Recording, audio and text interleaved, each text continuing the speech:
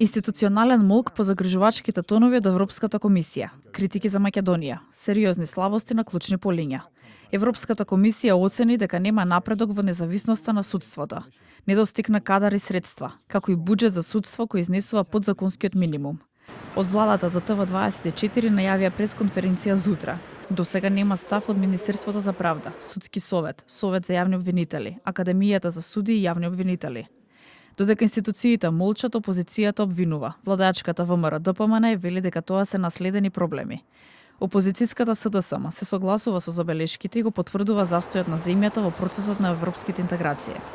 Владата ниту има волја, ниту капацитет, ниту визија како државата да ја води напред. Реформите се од заеднички интерес, граѓаните тоа го очекуваат, да се откаже од злоупотреби на судството, администрацијата и целиот државен апарат. Црна Гора и Албанија најверојатно ќе ги завршат преговорите, ние ќе останеме слеп од црево на Балканот. Владачката ВМРО-ДПМН возврати. Ова е резултат на проблемите кои ги наследиле. Оттаму посочуваат дека се работи на реформи, а целта е членство во ЕУ.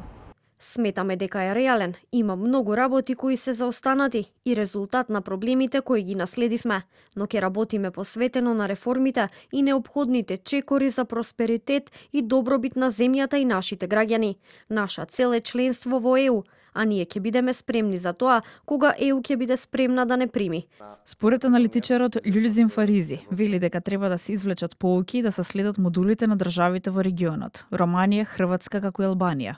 Реформите не треба да ги правиме дека треба да ги правиме за германците, французите, таму тие си ги имат нивните држани, треба да ги правиме реформите за добро на нашите граѓани. Да. Тие 150.000 граѓани што не излегува, ги чекат буквално овие реформи.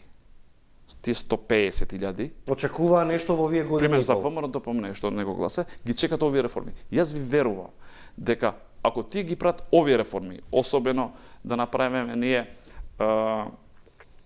ветинг во правосудниот систем, јас мислам дека тие гласови автоматски ќе се вратат. Во извештајот е нотирана и трагедијата во Кочани. Стои дека јавното обвинителство покрена обвиненија, но и дека меѓу обвинетите се градоначалници, инспектори, поранешни министри и вработени во државните институции. Се наведува превентивните мерки и ефикасното потиснување на корупцијата дека треба да се подобрат. Од Брисел со барање, следната година да се усвои нов кривичен законник, во согласност со законодавството на ЕУ и меѓународните стандарди.